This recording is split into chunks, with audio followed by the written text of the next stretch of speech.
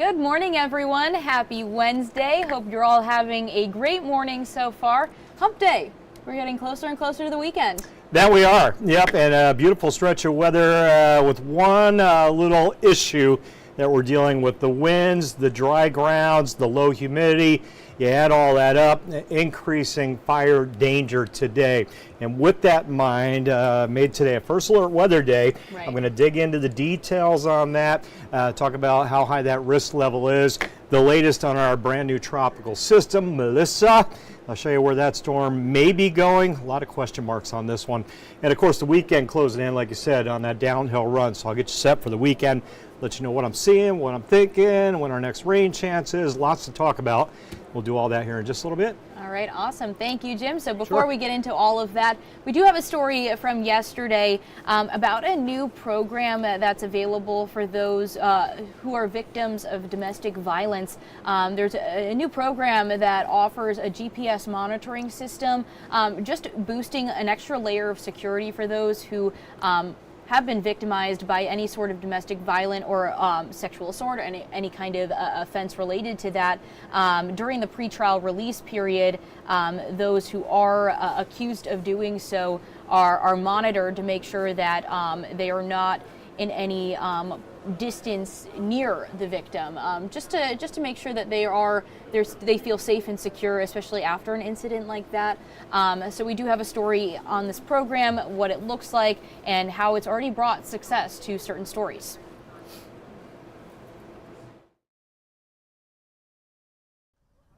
A box with the ability to offer safety and security for domestic violence victims in multiple ways. By enforcing court-mandated no-contact orders with GPS tracking for defendants accused of domestic violence, sexual assault, and/or stalking during the pretrial release period. And it provides that peace of mind of, okay, if I don't have an open alert, he's nowhere near me. And if he is anywhere near me, I'll be made aware of it. And the support victims have from the 24-hour call center.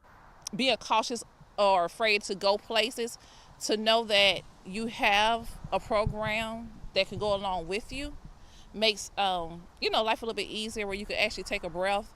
Victims carry the box, and the defendant has an ankle monitor that allows the monitoring program call center to see where the defendant is in relation to the victim. The defendant is given an exclusion zone, an area they must stay away from, with the monitor, with notifications about the defendant's whereabouts given by the call center that can be life-saving. Program Administrator Dylan Duppin told of one instance where they were able to alert a victim who was able to leave before the defendant got to her home. The defendant had tried to force entry to the home. There was a smashed window, and there was evidence that he tried to kick the door in. So plenty of success stories like that where we're able to alert the victim. And while thankfully not all victims experience situations to that degree, it still provides security in everyday life. I'm not as worried like when I go out. The person does not live here in the county, which is good, but when I do travel other places, I still take the device with me because you never know where the person may be. Yeah, and it's definitely an important tool for those who had experienced anything like that. And it seems like it's also mobile, so you're able to take it really anywhere you need to go.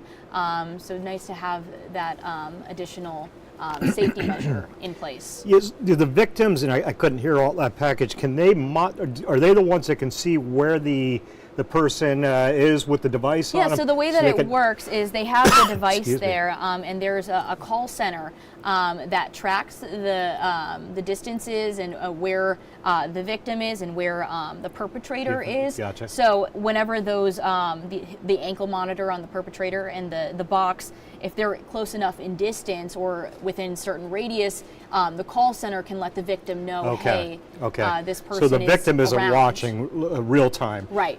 They'll get a call, though, to let them know, hey, this person's within a block or two. Yep. Yeah, I'm with you. I think this is a great idea. Certainly, all too many times you hear about stories with bad endings in this kind of situation. Certainly, this should help that as well. Yeah, and I really like the way that they were able to say that in the past, there's evidence that they've been able to stop any more violent acts from happening with this new program. So really, really great to hear that as well. Hard to imagine being in that situation where you have somebody that's that potentially violent, that you have to get a restraining order, and you still can't be 100% sure that you're safe. So yeah, anything they can do. Yeah, absolutely. All right, let's get into the weather. Lots to dig good. into. I mentioned the first alert weather status for the day today because of the increased fire risk. And that risk really kicks in a late morning into the afternoon. And this is a function of really three different components. The drought conditions, moderate to severe drought status across eastern NC. The low humidity levels, that has a direct effect on a fire's ability to grow and expand. More oxygenated air, that drier air. We have very low humidity levels out there. And rain, haven't had any. The winds, of course, a big component. When the winds pick up, everything comes together to bring that fire risk up. So that's what we've got. 11 a.m. to 7 p.m., generally speaking, let's say midday to sunset. That risk should come down a little tomorrow into Friday, it looks like. Avoid outdoor burning, obviously. And the reason, this morning when I was putting the show together, and I'm thinking, man, do I want to go first alert weather day today? And really the tipping point for me was the fact that everybody's raking leaves right now. And you'll find fires all over eastern Carolina, folks burning leaves in their yards.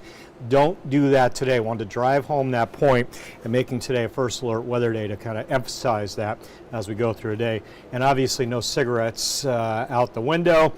Just be smart and be safe. We get into tomorrow. There's Wednesday's high risk today. You get into tomorrow and Friday, that risk comes down a little bit to more of a medium risk across the area.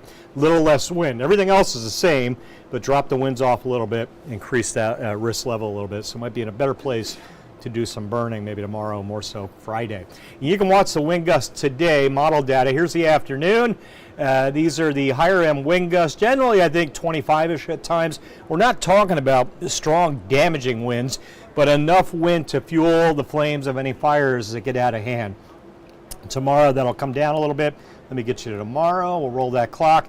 Evening hours into the overnight. About 10 on those max winds tomorrow morning, and we'll keep them in the teens tomorrow afternoon. Maybe an isolated low 20. Not a big drop in the winds, but a slight reduction, and that will likely continue as we head into Friday. All right, Melissa, our newest tropical storm down in the Caribbean. This storm will be loitering around, likely all the way into early next week down there. That may change, but right now everything says this one is just going to be hanging around and getting stronger while she hangs around down there. The winds this morning are at 50 sustained, moving northwest at about 5 to 10 miles an hour and slowing down to a near crawl. Look how slow that storm is moving over the end of the week into the weekend. As it's moving, easing to the north, it's getting stronger and stronger. Could be a Cat 2 hurricane. That's what the Hurricane Center is forecasting right now. And that's Jamaica, that island very near the storm. That's Sunday night you're looking at, the end of that track, potentially into Monday morning. And that's going to shift a little bit.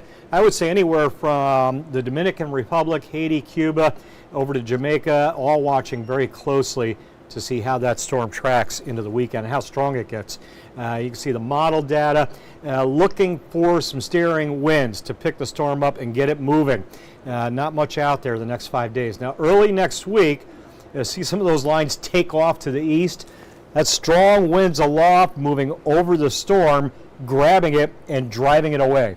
Maybe Tuesday, Wednesday of next week, potentially, before that happens. This thing could get hung up down there, not get picked up and drift off towards the extreme western Caribbean.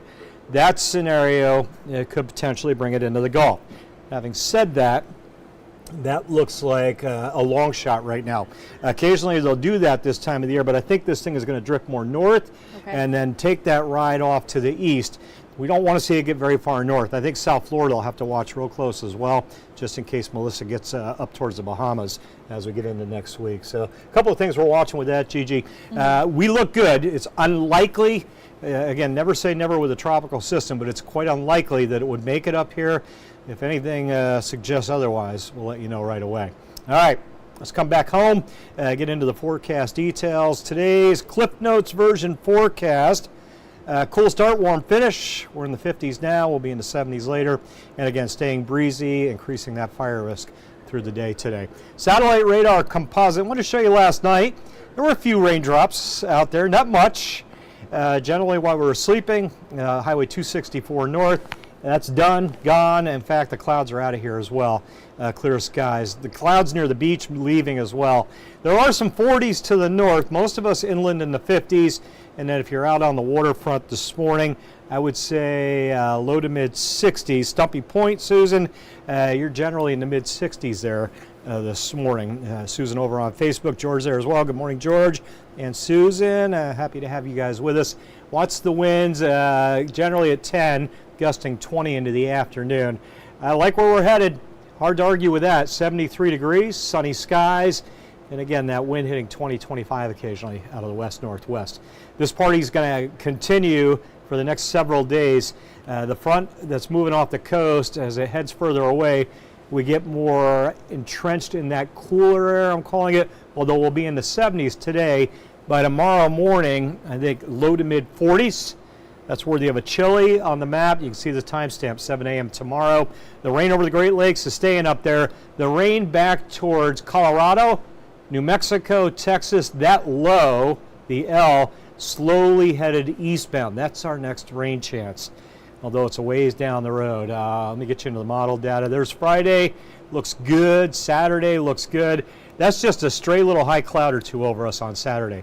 Lots of sunshine. A few more clouds Sunday, but rain free. And then again, I think it'll be probably Tuesday, Wednesday before that rain and that low head our way. That timing could shift. Okay, give me a little bit of leeway on that. That's why I put a 20% Monday in case it speeds up. But right now, I think Wednesday night into Thursday, pretty healthy rain chance potentially coming in. And I dropped my highs. After the 70s today, many of us may not see 70 again for the next 7 or 8 days. 60s for highs, overnights chillier, low to mid 40s with a few upper 30s. Gigi, maybe a late week, some of those overnights. Still no signs of frost yet. Again, that'll change soon enough, but I think we should stay frost free. It looks like right up to almost Halloween right now. Okay, well, that sounds good, especially like this whole week we've been talking about how wonderful this weather has been. It's nice to hear that the forecast has been holding. Yeah. Obviously today the gustier winds are bringing the fire danger risk up a bit, but just being mindful. I know this time of year, like we were talking about earlier, lots of leaves on the ground. One of the things that you really want to do is rake them up and burn them, but not the day to do it today. No, and I will continue to, because I've got a blanket of leaves everywhere that I've been working on, and I'll continue to get them into piles. I'm just not going to burn them. Eventually they will get burned, but I will not do any burning until those winds come down a little bit, and until the Weather Service gives more of an all clear as well. They issued this warning earlier this morning, back around 3 a.m., increasing the fire danger and really advising all of Eastern Carolina not to do any outdoor burning today, and I agree. Just hold off. Wait for those winds to relax a little bit. Be safe, be smart when it comes to burning. Absolutely. But like Bernice says in the comments on our Facebook page, Bernice, good morning. Let's continue brewing up the good weather. Everything's sounding really good. I know you've got your son's wedding this weekend. Congratulations to him. It sounds like it's going to be a beautiful weekend for it. Yeah, Lillington looking real good. Just a little bit, I think, between Raleigh and Fayetteville. Lillington should be nice and sunny. Congrats, Bernice, to your son and to you guys. And Mother Nature certainly cooperating. Weather looks fantastic for that wedding. All right, awesome. We're going to be back at 8 a.m. for another news and weather update, so hope you can join us then. Have a good one. Hey. This hour of the WITN First Alert Desk is sponsored by Toyota of Goldsboro.